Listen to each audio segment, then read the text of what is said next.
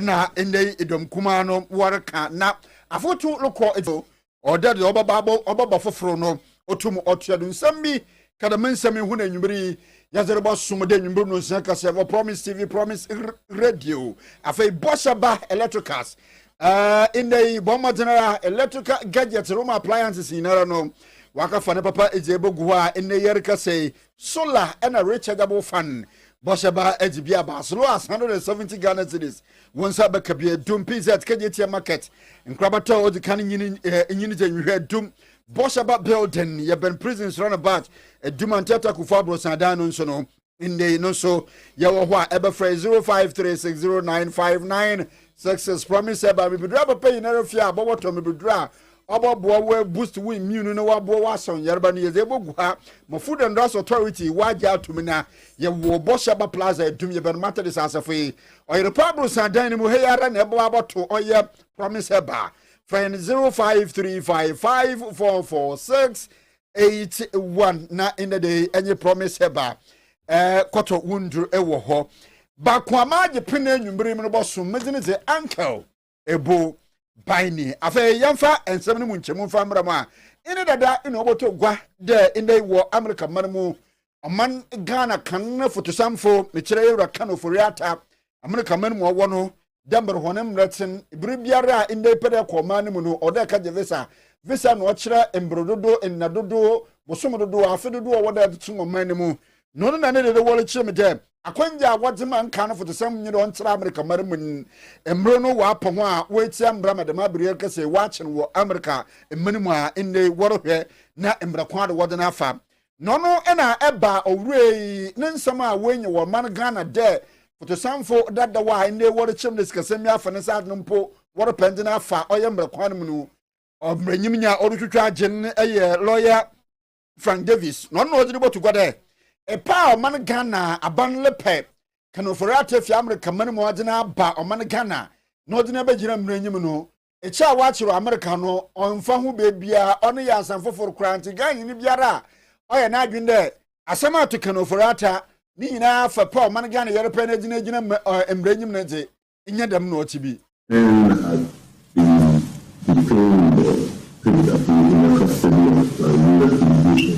Yes, it is unusual because we have a petition which is pending for an adjustment of his status to allow him to remain or continue to stay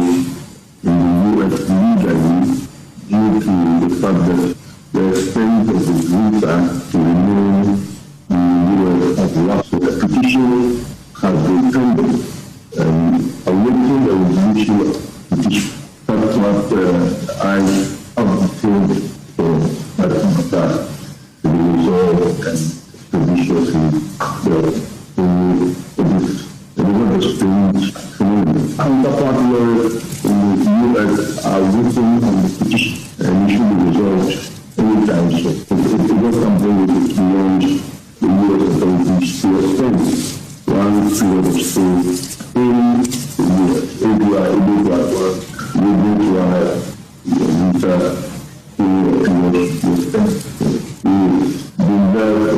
medical procedure, and we will still undergo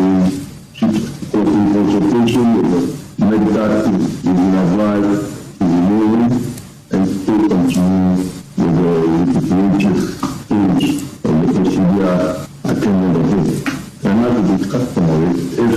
you have to remain in the jurisdiction above extended the limit of your visa stay, you have applied to consider the petition to that effect. Entino aya lawyer from Davis nenze na yeti in the day na yankonsa ngufuruma yanko pemo ewo atoye etifidi mantem na yanko aya sehwi na ono na inde sehwi kwa krom ehin wo dwaboso krosin no mo nana iyawo oye jaben in orkase no chemede galam say awotu wejeja amuna kasa ode ho lukum nyimpa ye papa ewo oye sehwi kwa krom ho no chemene owode abanu tuwa na mo no bibi na nansen yaro nchere biara nyimpa be ye num na wakati to ato galam say amunam a wonam to na wa hwe no won continue so nti ibire nya tu je ode ye tu ye bibi fa aseba no machine baba senum o galamse ho no ko mi ni o bo mama ne ya o mu fi titi o mo to asase ma galamse fo no because se mo to asase no a mo so be kata so mo kata so mu wi ana jo e be china o di usi fi de ko a machine pa num o kuma no ko ne ya ni mi bo bia man ya obi afi me ti mesra se ye bi school ena mam na ni school ko na ti mi ba omo mo ti koko de ba no e be tin se koko no e be du se na ya ke no koko ti mesra ban se san ko fo ye tu o so sa na mi ya fa on die mi ya o tum die e ko ba se tem bia no na manya asem e wo koko minton asase mo kan. Enti nana ya jaben na nana wie no na odoso morobo owuro bia wase ne dinde nana Matthias Mantiasem da inde galamse se hwiyo so no potem ho olutubi ye papa ntamuna ahoro a wakaka wa ne mparo tutu wo wunya no no ho so mo wotumi dibi bɔ no mo yeye ye tie ne se ye nkofo na ye se adwuma no but ye mo time mo fan kata so the machine na okay me amene wonti me bibi a share assembly manager on hwe se obemo mo akata so ntime ye sure say the assembly akana na no this a many confirmation from assembly oh yeah if I think ye kasa be 3 weeks crying so I mean now o se me no kasa me se me amato bi am yue ya me fra assembly bisa no assembly cry dey bi ubisa na ye cry ye the enforcement bi kura me de to so mo no so ye se no ne ho okoba bi kakra nti ono so ba obetu ho na mo ama me pa nana Matthias ninze na yatini na gram se won sam atoya etifido mantem ne yanko police atena na aha ana inde de yoman Ghana police ne COP Christian tete yonu orbo mampani mahama na badu ye sha ye pa de ne de yomampani police juma no akono abam nyama na akaza wo hin wode won nsa kan bra no onyanka no bi na inde police hia bibia wabakasa na boseni na waye kasa no mampani be yide bibiara wan ni nyina ya brande aban gina anene mu na wode oye kasa konkonkoro oha mechira pick up say ni na wode ba post adwumaku no no na ho na COP Christian Toto yono oza abado bodin semi de mo mampani mahama communities that have for far too long been underserved due to logistical constraints from urban centers to remote communities. These vehicles will enable our officers to move faster, patrol longer, and respond more effectively. Your Excellency, since assuming office, you have consistently emphasized the need to reset our national institutions. Within that reset agenda, security has remained central.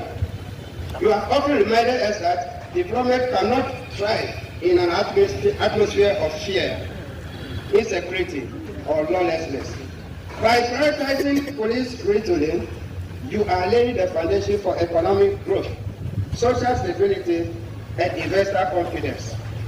It is important to state clearly that these vehicles complement the broader retooling efforts of your government. They will be strategically deployed across all police regions. Your Excellency, let me assure you and the good people of Ghana that these vehicles will be put to judicious use. Aman Ghana police tinene Christian Tata yehonu COP IGP nenze ena yati na damu jumajina sono ena omampanyin mahama enso okasai ina oje kokobo anum yadiriye pa de magana fo meche civilians de in the day awu biara ewo chirimu po de erikeja posifo police ni biara boni biara no fa she otim de mbranyu beti omampanyin mahama le chirema obiara odin sabaka police ne di police boni ne aka shetumumpo wo ba ba chude we gina mbre nanyim na mbranyu agi po sana te juma suma police fo wozu o managa no be hia de o managa na mra botum wa po police fo won wo ban that there are some elements who are targeting and killing not only police officers but other security personnel. Recently, we attended a memorial service, a memorial event to honor police officers who had not lost their lives in the line of duty in the last 1 year. And several of them had been shot either by armed robbers or other criminal elements. I want to serve notice that the police will deal very ruthlessly with anybody who harms or injures or kills a police officer, penalize them. And so this is serving notice to those elements. If you shoot at a police officer, we'll come after you. I made a clear commitment to the nation that this government will continue to retool the service, not with words, but with action. I said then that security requires consistency and not ceremony. Today, with the commissioning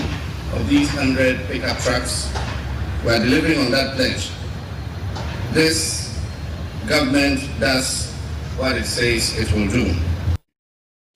Enti amampayin Mahaman internet no kwakwa mu no wie no tuposi efono for there in the day kasa wada mo hwen won hwe na won fandi djuma wada asoma na afin so no won hwe da wobobo ho ban na ka no botuma acher na onko se deposifo nya kasa miem. This commissioning forms part of a deliberate strategy to modernize Ghana's security architecture. To the Inspector General of Police and the leadership of the police service, these vehicles are entrusted to you on behalf of the people of Ghana. They are instruments of service and not symbols of power. They must be properly deployed, professionally used, carefully maintained, and fully accounted for. This administration will not tolerate misuse, waste, or indiscipline. Every resource provided for national security must deliver real value to the Ghanaian people. As we strengthen capacity, we are equally committed to professionalism and accountability. A strong police service must be lawful. Authority must always be exercised with restraint. Respect for human rights is non-negotiable. The uniform confers authority, but it also demands responsibility. And His Excellency, the President John Dramani Mahama Nenze, and yeti in the day we post at na kaso bra what a casa ho pickups a kruko oha was it propose edumakuno and in the day no yet one can end the day so mbras edom kuma wo mbras ebegom why en centrofu in shim na in the one am deputy minority leader yeah honor so yeah mbras ebegom dima omanfa wo asokwa abatu ni position to omienfo Patricia Piaje edo and wakase no woli chirema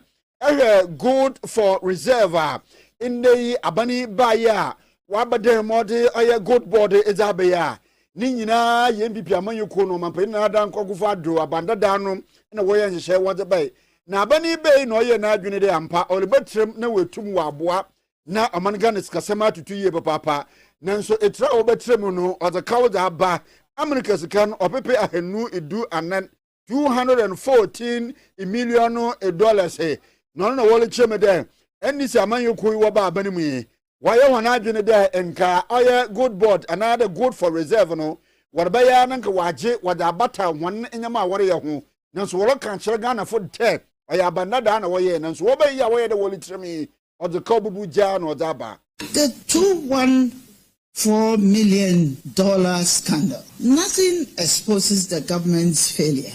better than the gold board for reserve disaster. In just 9 months, we lose $240 million. $240 million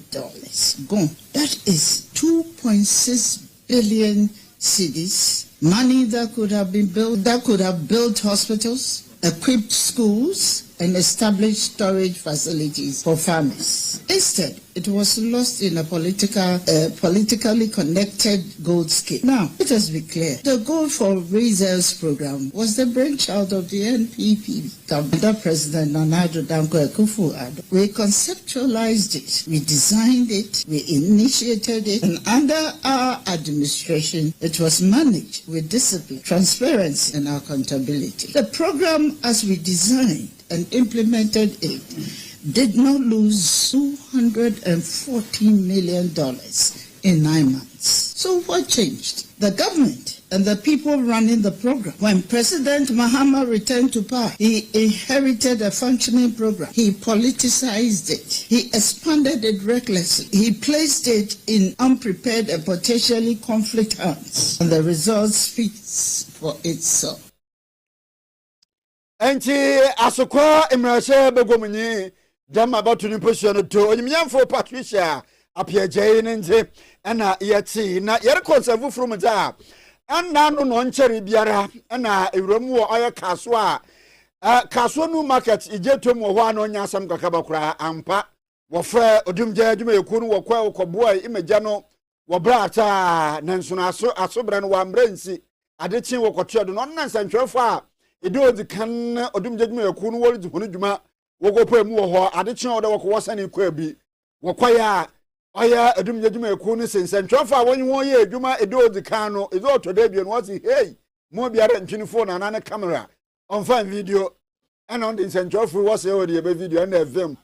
edumje adwuma yeku no wo ja new market no ole show no helmet watching sensantwefo the actually pupu tete why today Israel na Gaza mpopro no do enya grow kaso new market sana dumje adwuma yeku no wo ho ye ten papa wo bro sensantwefo fenfnam na nkrole ba chirem da wo chirem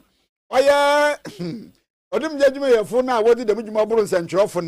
oya ja we hu na protocol say was interdiction why interdict one ya inde wori ya asem no mu hwehwem na omanpani mahama na odi dem asem itugwa inde de okopom Ghana Broadcasting Corporation oya EGBC no na ninkita wodi no le chem da hwe oman Ghana kabimam kabi wa amama abrodo dad nsantwefo wonanyim ne bayi yefo me makwana da so omanpani mahama chem de mankrofo ye no ntwe ye kura na mmum no odum jadwuma yefu na wa yadam na insa kan interdiction we soon. There's no way we'll countenance, the continued assault on journalists. We've been in touch with the Ghana Journalists Association on these issues. We've put them in touch with the security services. We need a reorientation of many of our security personnel to understand that just as they are doing their job of providing peace and safety, journalists are also doing their job of informing the people as to what is happening. So they are not antagonistic to each other. Indeed, they are both serving the same public. Exactly. Yeah, so we're working on it. But occasionally these things will come up. But when they come, they must be dealt with, as firmly as possible. The Minister of Government Communication has taken it up. I think the officers have been identified, they've been interdicted, and an investigation is ongoing. But we won't countenance assault on journalists. Yeah. Great. Semu sejata Omanpani Excellency John Edramani Imahama Nenzira eti inadei awo GBC Ghana Broadcasting Corporation ena yetene nken na yenkwa ni yenkopemu wo insuta kwaman beposo abatu ni posio no to na onyiminyamfo Adelaide in team ena yamra shebego mnyedema omanfa wo abatu ni posio no to no na Adelaide in team ode kokoboro ma abana de abana mo madnara na nyuma horwa inde de abanda de otwam yiye na inde wawie no wowie ehwe na nkase na abatu ni posio no de anka astrotefu bi a woyere no ho ina fe agenda 111 hospital bi onye bi ho ni na wowie nchore shada wo mamodna wowie ode masem yina to go wabra insuta kwaman oye beposo abatu ni posio no to no nyimpa ebinumu awowo awono akwa baby atochima mekire people living with disability okobo one oye inkanis kan opepe eduonu mekire 58,000 Ghana cedis there in the won fanya nyuma na hona abrabo nkonkan wo mu omu we ni daso bi se wa we MP no wo betumi abeboa wo mo ekwan bi so nti ene de niam ma behu many warm so be about Ebema, many akọ muso more. Na le tembia no many omadi and kita Mosebea. Bibi here or more, na Missumet me aboa or anything and name. Na abai for ne umuse afena waba. Tibibi or honoma, Esewunya and Toboasie. Ebi uba insutase and sutafi astrotaf say. And Bruno anyone who said he baby. Tia Rene Abano Ebeka or home because a musica on the boarding. Tia me two me share Sabano into me bois. Then a more deca crab is a common fan in the bar. Send a natural one if you cry the Mayama na Mayama Omo. Agenda 111 there, mini a musica. Tia Bompire says I near Bina Dream Ukrana and Kanakuma. Now on Franca home because we are Ghana my phone you know to just to Omuhuni say ya boke hunu any kwase banesa tibi de keka me nko a aban bi ba na oye bibia wo ba no abeto aso no wa ye ne kama se bebe ya beba be ye emfaso ama Ghana man nyina ti ye hwe ne aban ne be Onyiminyam fo Adelaide in team in Suta kwama be poso abatu ni mposo ne dumra se be gominyi ndi na yati na Ora Dixon Kwame from Pon asantimantem gomtenanyi oya asantimantem kasamanfo edzema in the people living with disability wanuku no so oda mami ase no wie no resra abane de common fan what to be what the boy wana abane mo modinare hwana de no ontumi kakra usika na ya na eba no abawe ba ye no meka ne se wapegam akoso aha eye na emu ayedu sene de na eba no ti de na sene se de ekoye se abanfoforo ba onto aso se de papa yi to aso na san se de na ba first ne de ba this time no so sene de ba first aha de na ba first no e wo fem we no eso mu ba nti eboa ma omo pe sika de aye adwuma no omo nya de omo pe dodo omo pe no ama eboa mo mutimi ye adwuma no nti be kan se ento aso sa se be ya matikra se percentage no be ko be 5% say 3 mati se be ko 5 nti pa ya ebo no se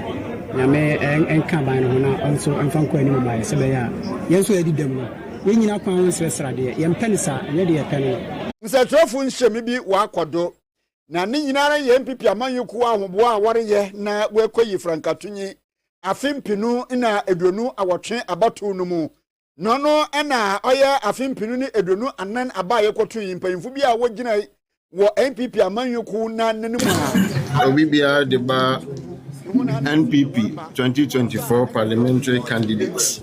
press conference no pay yeah edia 2 ye ho asi ho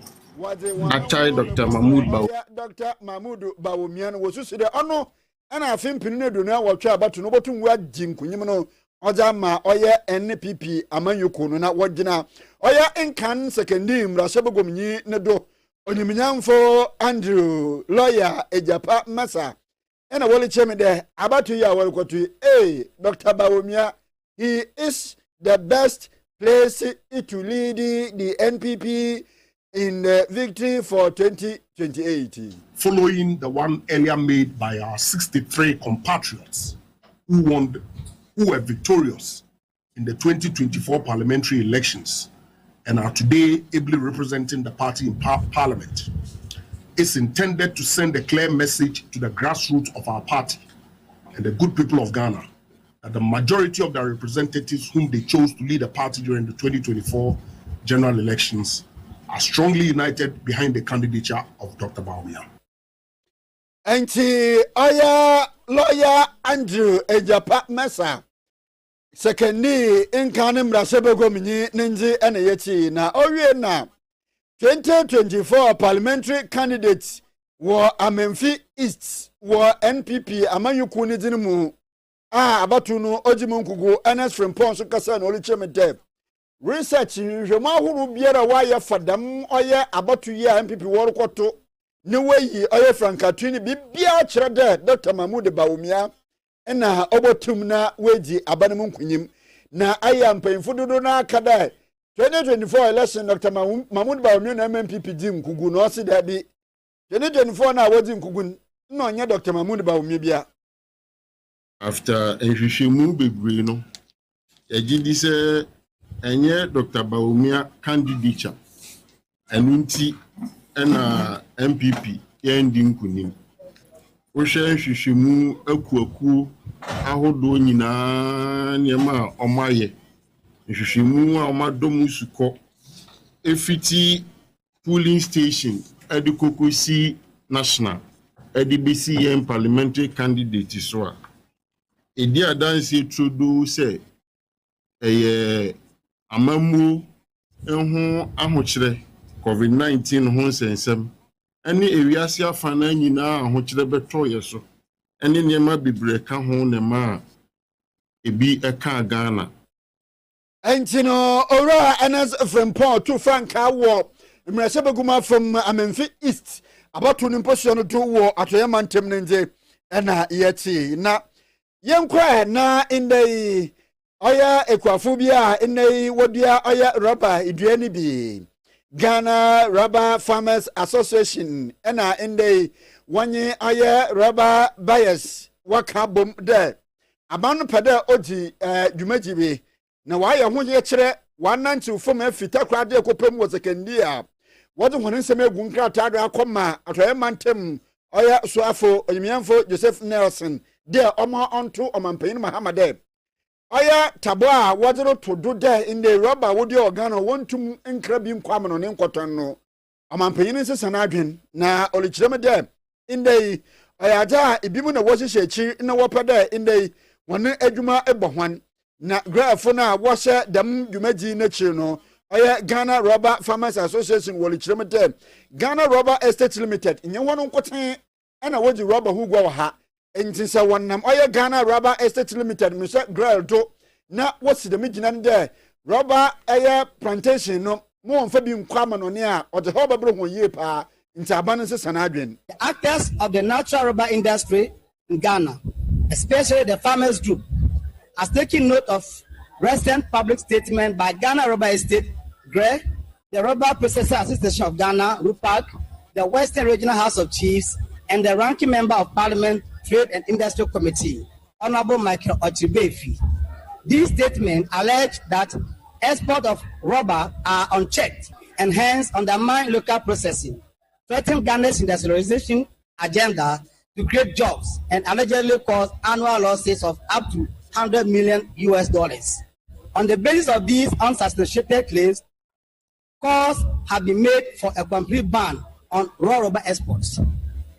We wish to state categorically that these claims are false, self-serving, and do not reflect the realities of Ghana's rubber industry. Engineer Rama Kenya Kuya General Secretary Zima, Ghana Rubber Farmers Association, Nenze. Ena yeti ewo ho yenko oye addition na umasome na yerukwe National Union of Ghana Students ena ne dey what there in the Scholarship Authority Board abande baba pawo no na wase wolo soretia onye dem oye Scholarship Authority Board no nko wade addition for one representative wade kodo abana anya dem wenya student representative wado there ena wo soretia ye papa na nux oye national president ye Rashid Ibrahim ino jira hwana name ka said there was sorry tia oye in the Scholarship Authority Board na abane pada opawo no middle of last year and your mama bank say obey Scholarship Authority Board as a board on Ghana scholarship na muna ba the minister ti e be scholarship free GMP system e be scholarship na free get funds some e be free agency e be just obi ansem e be share board no sa mo ye mra ye bill no parliament e ma nipa be di na de no e hwe kata be bre e fa ho say e wo hu say mra na mo ye no mo no looks any representation e wo because ade a wo ya e fa asukuru for ho de it say at least union student representation Parliamentary Select Committee did from say Sadia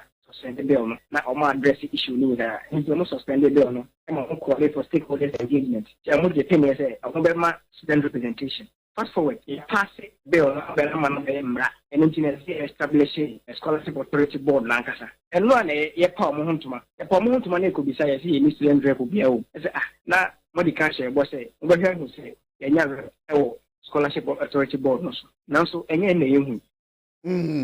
Enjino Ora Rashid Ibrahim in the National Union of Ghana Student one president